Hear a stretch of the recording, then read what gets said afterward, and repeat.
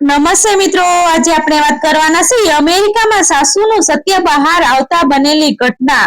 અમેરિકાના કેલિફોર્નિયા રાજ્યના એક સુંદર અને સમૃદ્ધ શહેરમાં વસેલો પટેલ પરિવાર બહારથી જોવામાં ખૂબ જ સુખી અને સંસ્કારી લાગતો હતો, પરંતુ આ ચમકદાર જીવનની પાછળ કેટલી ગહન અંધકારમય સચ્ચાઈ છુપાયેલી હતી એ કોઈને ખબર નહોતી.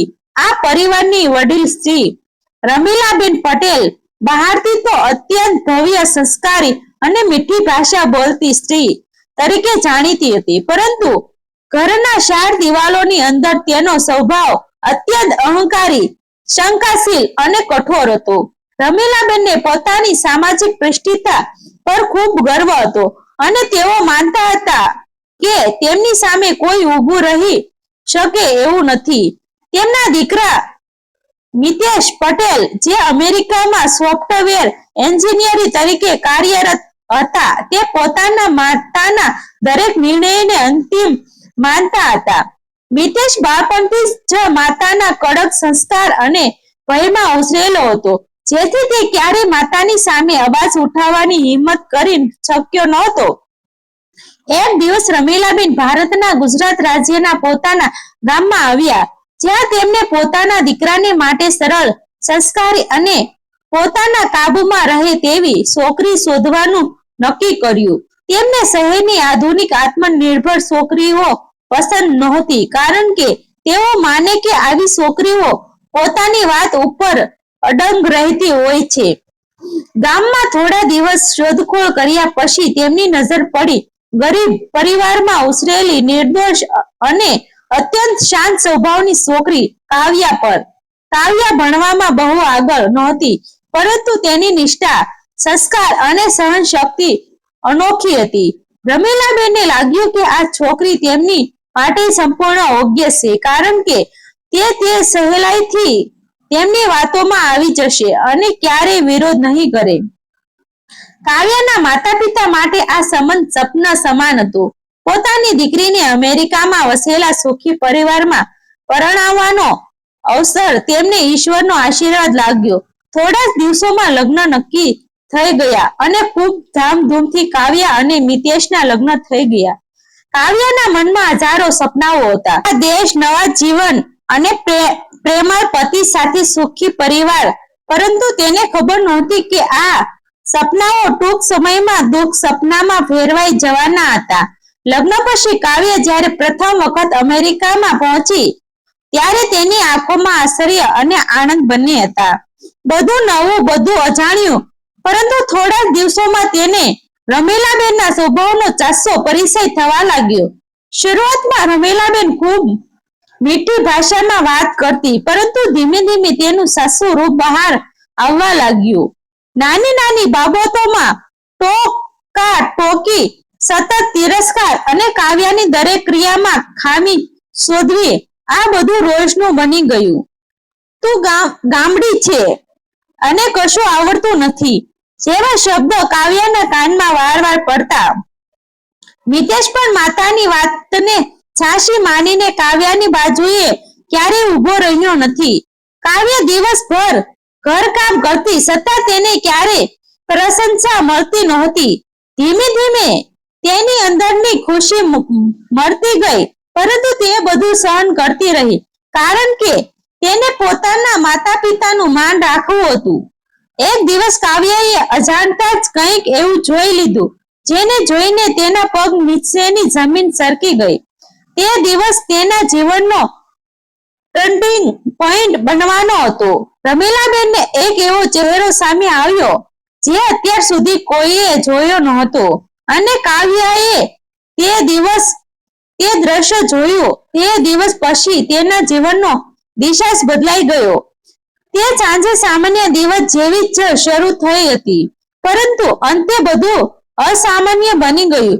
રમીલાબેનને કોઈને ફોન પર ધીમા અવાજે વાત કરી રહ્યા હતા, અને કાવ્યા રસોડામાં કામ કરતી અચાનક તેમની વાતો સાંભળવા લાગી. શરૂઆતમાં તેને ખાસ ધ્યાન ન આપ્યું, પરંતુ થોડા શબ્દ તેના કાનમાં પડ્યા. પૈસા મોકલી દીધા છે અમે. હા, અહીં બધું મારા કાબુમાં છે. આ શબ્દોએ કાવ્યાનું ધ્યાન ખેંચી લીધું. તે ચૂપચાપ નજીક ગઈ અને જે સાંભળ્યું તે તેના માટે ઝટકો સમાન હતો.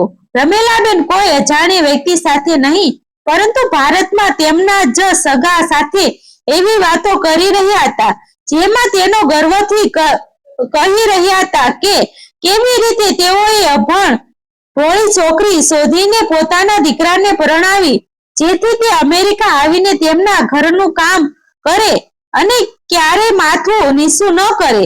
તેઓ હસતા હસતા કહી રહ્યા હતા કે શહેરની છોકરી લાવીએ તો સામે બોલે, આ તો ગામડી છે, ડરીને બધું સહન કરે છે. આ સાંભળીને કાવ્યના દિલમાં કંઈ તૂટી ગયો. જેણે તે અત્યાર સુધી માતા સમાન માનતી હતી, એ સ્ત્રી તેના માટે માત્ર એક નોકરાણીથી વધારે કંઈ માનતી જ નહોતી. પરંતુ વાત અહીં પૂરી નહોતી થવાની. કાવ્યએ થોડા દિવસો સુધી શાંતિથી બધું નિરીક્ષણ કરવાનું નક્કી કર્યું. એક દિવસ તેને મિતેશના રૂમમાં એક પેન ડ્રાઈવ મળી. કૌતુકવશ તેને પોતાના ફોન ખોલી અને જે સામે આવ્યું તે જોઈને તેના શ્વાસ અટકી ગયા. તેમાં ઘરના સીસીટીવી ફૂટેજ હતા. એવા ફૂટેજ જેમાં રમીલાબેન કાવ્યાની ગેરહાજરીમાં તેની બદનામી કરતી, મિતેશને ભડકાવતી અને કાવ્યનો માનસિક રીતે તોડી નાખવાની યોજના બનાવતી દેખાતી હતી. કેટલાક વિડીયોમાં તો તેઓ ઈચ્છાપૂર્વક નાની નાની ભૂલોને મોટું બનાવીને કાવ્યને અપમાનિત કરતા દેખાતા હતા. એક વિડીયોમાં તો રમીલાબેન ખુદ કહી રહ્યા હતા, આવી છોકરીઓને દબાવી રાખવી પડે, નહીં તો માથા પર ચડી જાય. આ શબ્દો કાવ્યના હૃદયમાં આગ સમાન બળી ઉઠ્યા. હવે તેને સમજાઈ ગયું હતું કે આ બધું માત્ર સ્વભાવ નહોતું, પરંતુ એક યોજિત રમત હતી. આ બધું જોઈને કાવ્ય હવે પહેલા જેવી શાંત અને ડરી ગયેલી છોકરી રહી નહોતી. તેના અંદર હવે એક નવી શક્તિ જન્મી ગઈ હતી. તેને નક્કી કર્યું કે હવે સત્ય સામે લાવવાનો સમય આવી ગયો છે. તે દિવસે સવારે મિતેશ ઘરે આવ્યા ત્યારે કાવ્યને શાંતિથી તે પેન ડ્રાઈવ તેમના હાથમાં આપી. શરૂઆતમાં મિતેશને કંઈ સમજાયું નહીં, પરંતુ જેમ જેમ તેઓ વિડીયો જોતા ગયા તેમ તેમ તેમના ચહેરાનો રંગ બદલાતો ગયો. તેમની આંખોમાં અવિશ્વાસ, ગુસ્સો અને પસ્તાવો બધું એક સાથે દેખાવા લાગ્યું. મમ્મી આવું કરી શકે? આ પ્રશ્ન મિતેશના મનમાં ગુસ્સો રહ્યો. વર્ષોથી તેઓ જે સત્ય માનતા આવ્યા હતા તે ક્ષણોમાં જ તૂટી પડ્યું. બીજા તરફ રમીલાબેનને જ્યારે આ બધું ખબર પડ્યું ત્યારે તેમને ફરીથી વાતને વાળવાનો પ્રયાસ કર્યો, પરંતુ આ વખતે સત્ય એટલું સ્પષ્ટ હતું કે કોઈ બહારનું કામ લાગ્યું નહીં. તે દિવસ પછી એ ઘરમાં બધું બદલાઈ ગયું. મિતેશે પહેલી વખત પોતાની પત્નીની બાજુએ ઊભા રહીને પોતાની માતાને પ્રશ્ન કર્યો, અને રમીલાબેન, જેમને હંમેશા લાગતું હતું કે તેઓ દરેક પર રાજ કરી શકે છે, તેઓ પહેલી વખત નિશબ્દ થઈ ગયા. કાવ્ય જે ક્યારે ડરીને જીવી રહી હતી, હવે આત્મવિશ્વાસ સાથે ઊભી હતી. તેની આંખોમાં હવે આંસુ નહોતા, પરંતુ એક મજબૂત નિશ્ચય હતો. અને આ રીતે એક અભણ ગામડી છોકરી એ સત્યના બળથી આખા ખેલને પલટી નાખ્યો. અંતિમ સંદેશ: ક્યારે લોકો બહારથી કેટલાક પણ સંસ્કારી અને સારા દેખાય, પરંતુ સત્ય હંમેશા એક દિવસ બહાર આવી જાય છે. અને જ્યારે સત્ય સામે આવે છે ત્યારે સૌથી શક્તિશાળી લાગતો માણસ પણ નબળો પડી જાય છે. મિત્રો, આવા જ વિડીયો જોવા માટે અમારી સાથે બન્યા રહેજો. આ વાર્તા કાલ્પનિક છે. આવા જ વિડીયો જોવા માટે અમારી ચેનલ સાથે બન્યા રહેજો.